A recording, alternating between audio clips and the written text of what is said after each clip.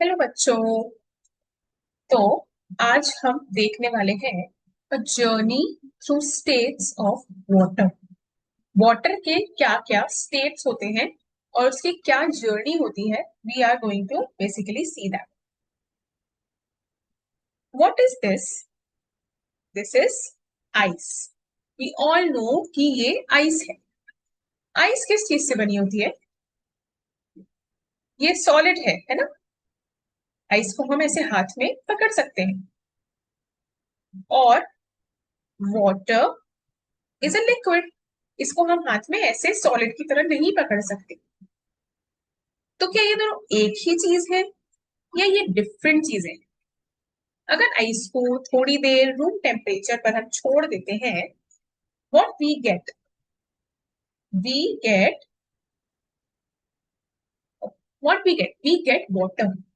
अगर आइस को थोड़ी देर रूम टेम्परेचर पे छोड़ो और हमें पानी मिल रहा है, दिस प्रूव्स कि आइस वाटर से ही बनी है ना। और अगर हम वाटर को थोड़ी देर फ्रीजर में रखते हैं तो क्या होता है? We get ice. तो आइस और वाटर एक ही सब्सटेंस है।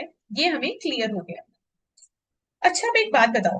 रेनी सीजन में अगर हम कहीं जाते हैं, क्या हमें बहुत सारे पडल्स मिलते हैं? पडल्स मतलब ऐसे गड्ढे जिसमें पानी भर जाता हो। एक स्टोरी देखते हैं। एक लड़का था जिसका नाम था राजू। राजू स्कूल जा रहा था। सुबह जब वो स्कूल जा रहा था अपने पापा के साथ, उसने रास्ते में देखा कि ये इतने बड़े बड़े गड्ढे हैं सड़क पर। And they are filled with water. पानी भरा हुआ है इन गड्ढों में। रात भर बहुत तेज बारिश हुई थी, तो इन गड्ढों में बहुत सारा पानी भरा हुआ है। अब राजू स्कूल पहुंच गया। सारा दिन इसे स्कूल में पढ़ाई करी। दोपहर हुई, उसकी छुट्टी हो गई। ये वापस घर आने लगा। जब ये घर आ रहा था तो इसने क्या देखा कि ये जो उसने बहुत सारे पडल्स देखे थे ना, अब तो वो है ही नहीं। गड्ढे बचे हैं लेकिन उसमें पानी नहीं है। अब राजू बेचारा confused. Raju is very confused. वो अपने पापा से पूछता है कि पापा, सुबह यहाँ पे इतना सारा पानी भरा था, वो सारा पानी कहाँ गया? उसके पापा उसको रिप्लाई देते हैं कि बेटा, वो सारा पानी इवेपोरेट हो गया है। इवेपोरेशन क्या होता है? इवेपोरेशन मतलब जो वाटर है वो वाटर वेपर्स में कन्वर्ट हो जाता है। इसको हम इवेपोरेशन बोलते हैं। अब आप बताओ, अपनी डेली लाइफ में हम इवेपोरेशन को आसपास कहाँ देखते हैं?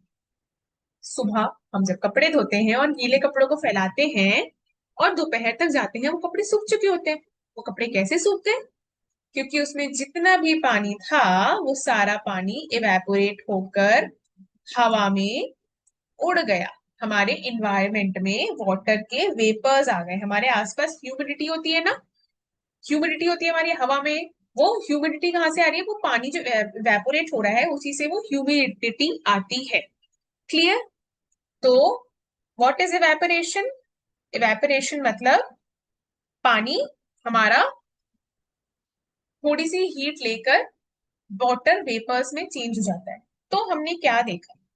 हमने देखा कि जब आइस को हम थोड़ी सी हीट देते हैं तो वाटर बन जाता है। और वाटर को जब हम थोड़ी सी हीट देते हैं तो वो वाटर वेपर्स बन जाते हैं। आइस हमारी सॉलिड है। Water is liquid and water vapours gas होते हैं। तो पानी अपनी स्टेट चेंज करता है। वो कभी सॉलिड होता है, वो कभी लिक्विड होता है, तो वो कभी गैस होता है। और ये स्टेट चेंज किस तरह हो रही है? ये स्टेट चेंज हो रही है हीट की सप्लाई से। ठीक है। अब देखो, आपने कभी नोटिस किया होगा कि हम एक ग्लास रखते हैं पानी का, उसमें ठंडा पानी ग्लास रखेंगे, उसमें खूब सारा ठंडा पानी भर देंगे, तो उस गिलास के चारों तरफ इस तरीके से पानी के ड्रॉपलेट्स आ जाते हैं, है ना। ये मैंने एक ग्लास लिया। इस ग्लास को मैंने वाटर से, ठंडे पानी से भर दिया। चलो इसमें मैंने एक आध आइस क्यूब्स भी डाल दी। अब थोड़ी देर के बाद मुझे क्या दिखेगा कि यहाँ के सरफेस पे आ गई है छोटे छोटे से वाटर की ड्रॉप्स, ड्रॉपलेट्स। ठीक है, अब आप बताओ ये वाटर ड्रॉपलेट्स आए कैसे हैं इस ग्लास पर? कैसे आए? क्या इस ग्लास में छेद है जहां से पानी निकल गया, या क्या इस ग्लास को पसीना आ रहा है? क्या है? ऐसा कैसे हो गया कि इसके हमने पानी अंदर रखा और पानी बाहर ड्रॉप्स के फॉर्म में आ गया? देखो, होता क्या है, हमने एक ग्लास को इन्वायरमेंट में तो रखा है, आसपास हवा है हमारे, और हवा में अभी अभी मैंने आपको बताया था ह्यूमिडिटी होती है। ह्यूमिडिटी यानी वाटर के वेपर्स। जो वाटर के वेपर्स हवा में प्रेजेंट होते हैं, वो जब किसी ठंडी सरफेस के कांटेक्ट में आते हैं तो वो कंडेंस होके पानी बना देते हैं। अभी हमने जस्ट ऊपर देखा कि वाटर को जब हम हीट देते हैं तो वाटर वेपर बनता है, तो इसका उल्टा भी तो जस्ट हो जाएगा। जब वाटर का टेम्परेचर हम कम करते हैं तो वो, जब वाटर वेपर्स का टेम्परेचर हम कम करते हैं तो वो वाटर बनता है, और जब वाटर का टेम्परेचर हम और भी ज्यादा कम करते हैं तो वो आइस बनता है। जिस तरह से आइस को हीट देने से वो पानी बन रहा था, पानी को हीट देने से वाटर वेपर बन रहे थे, उसी तरह वाटर वेपर में से हीट ले लेंगे तो वाटर बनेगा, और वाटर में से हीट ले लेंगे तो आइस बनेगी। तो यहाँ यही हो रहा है, हमारे इन्वायरमेंट में जो वाटर के वेपर्स प्रेजेंट है, वो जब ठंडी सरफेस के कांटेक्ट में आए तो उसका टेम्परेचर कम हो गया। टेम्परेचर कम हो गया तो वाटर में वो बदल गया, तो जो आसपास की वाटर वेपर्स हैं वो ग्लास पे आकर ये लिक्विड्स बना देते हैं, ये ड्रॉपलेट्स बना देते हैं। ठीक है, एक एग्जाम्पल और हमने हमारे आसपास देखा होगा। एक कंटेनर लीजिए, उसके नीचे फायर हम जला देते हैं। ठीक है, इस कंटेनर में इस कंटेनर में पानी लेके हम बॉईल करते हैं। अब अगर इस कंटेनर को मैं एक प्लेट से ढक दूंगी और इस प्लेट के ऊपर मैं आइस रख दूंगी, तो क्या होगा? ये जो वाटर गर्म हो रहा है उस वजह से वाटर के वेपर्स बन रहे हैं, और ये वेपर्स इस ठंडी ठंडी प्लेट के कांटेक्ट में आके पानी की ड्रॉपलेट्स बना देंगे। तो ये जो प्लेट है ना, इसके ऊपर पानी की बूंदें जमा हो जाएंगी। ये क्यों हो रही है? कंडेंसेशन की वजह से। तो कंडेंसेशन क्या है? कंडेंसेशन मतलब conversion of water vapors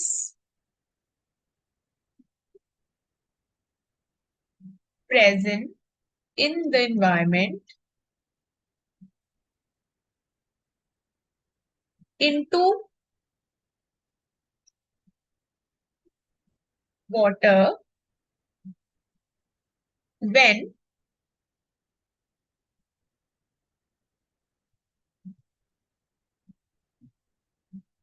coming in contact with a cold surface. This process is called condensation. तो हमने इवेपोरेशन देखा था, इवेपोरेशन मतलब पानी जब वाटर वेपर में बदल रहा है, और कंडेंसेशन उसका जस्ट उल्टा, जब वाटर वेपर्स पानी में बदल रहे हैं। ठीक है बेटा, एक चीज और देखी होगी आप लोगों ने, सुबह सुबह जब हम देखते हैं तो ये जो हमारी ग्रास होती है या कोई भी पौधे होते हैं छोटे छोटे से, उनके ऊपर ये पानी की छोटी छोटी ड्रॉप्स आ जाती हैं।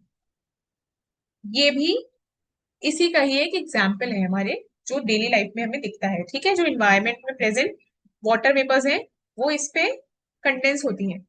इसके और भी बायोलॉजिकल रीजंस होते हैं, लेकिन एक रीजन कंडेंसेशन भी है। अच्छा, अब आप मुझे बताओ कि पानी का शेप क्या होता है? पानी का शेप क्या होता है? अगर मैं पानी को एक ऐसे वेसल में रखूंगी तो पानी से गोल गोल हो जाएगा।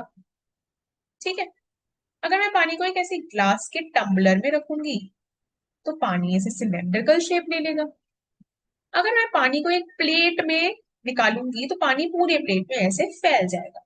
यानी पानी का कोई शेप नहीं होता, पानी को जिस कंटेनर में हम रखते हैं वो उसी का शेप ले लेता है। ये क्लियर हो गया? आइस का क्या शेप है? देखो, ये हमारे क्यूबॉइडल आइस क्यूब्स है, मान लीजिए। ठीक है, आइस क्यूब्स है हमारे पास क्यूबॉइड शेप के। अब इस आइस क्यूब को अगर मैं एक सिलेंड्रिकल ग्लास में रखूंगी तो भी ये क्यूबॉइडल ही रहेगा। अगर मैं इसको एक ऐसे बाउल में रखूंगी तो भी ये क्यूबॉइडल ही रहेगा। और अगर मैं इसको एक प्लेट में रख दूंगी तो भी ये क्यूबॉइडल ही रहेगा। यानी आइस जो है वो अपना शेप सस्टेन करती है, शेप बचा कर रखती है। अगर हम यहीं पे वाटर वेपर्स की बात करें तो वेपर्स का क्या शेप? वेपर्स का कुछ भी शेप नहीं होता। वो वेपर्स तो हमारे पूरे हवा में फैलते हैं। जितना ज्यादा वो हवा फैलेगी उतना वो वेपर्स फैल जाएंगे। अगर मैं एक छोटे से कंटेनर में पानी को रखूं और वहां कंटेनर बंद करके उसको नीचे से गर्म करूं, देखिए, अगर मैं एक कंटेनर लूं, उसको पूरा एयर टाइट बंद कर दूं और नीचे से इसको हीट सप्लाई करूं, तो और ये सारा पानी में बॉईल कर दूं, सारा पानी गैस में बदल जाएगा और इसके अंदर जितनी भी हवा होगी उसमें पूरे वाटर वेपर्स प्रेजेंट होंगे। अब इस कंटेनर का मैं ढक्कन खोल दूं तो क्या होगा? ये जितने भी वाटर वेपर्स हैं ये हवा में रिलीज हो जाएंगे और पूरे हवा में फैल जाएंगे। तो वाटर वेपर्स का भी कोई शेप नहीं है। वाटर वेपर्स पूरे एनवायरनमेंट में फैल सकते हैं। अब अगर हम प्रॉपर्टीज देखेंगे, हमने जितनी बात करी उसके बाद हम प्रॉपर्टीज देखते हैं। ठीक है, आप मुझे बताएंगे कि ये क्या है, कौन से एलिमेंट या कौन से स्टेट ऑफ वाटर की क्या प्रॉपर्टी है? Ice, water and water vapours.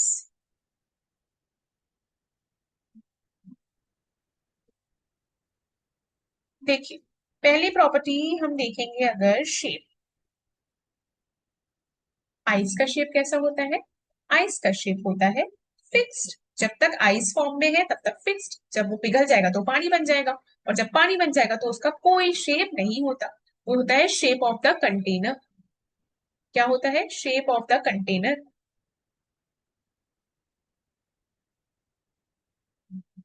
Water vapours का भी कोई फिक्स शेप नहीं होता।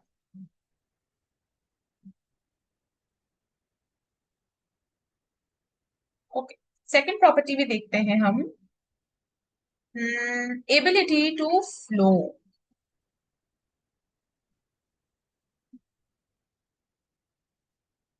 देखिए, अगर हम आइस को ऐसे में बिखरा दूं जमीन पे, क्या वो बह जाएगी?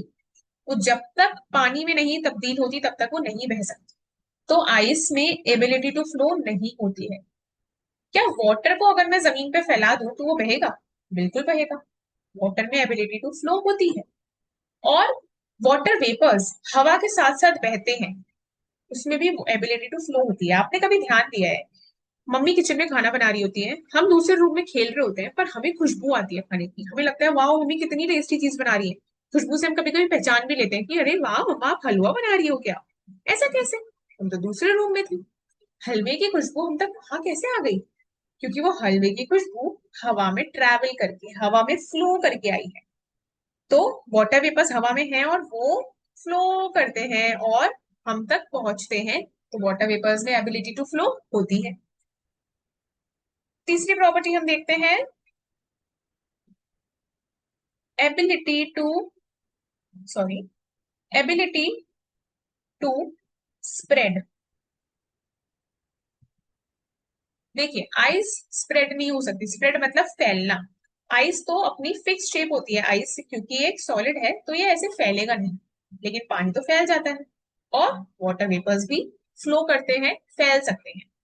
तो ये हमारी प्रॉपर्टीज हुई different different state of water की। अब आप मुझे एग्जांपल्स दो। अपने आसपास कितने ऐसे हम सॉलिड्स और लिक्विड और गैसेस देखते हैं? हमने अभी पानी देखा ना। अब आप बताओ, स्टील, स्टील क्या होता है? स्टील तो सॉलिड होता है। सिमिलरली कार्बन डाइऑक्साइड, ये तो गैस होती है।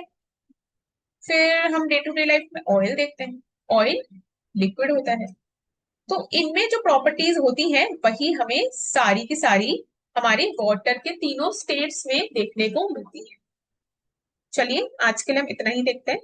होप आपको इतना समझ में आया होगा। Thank you.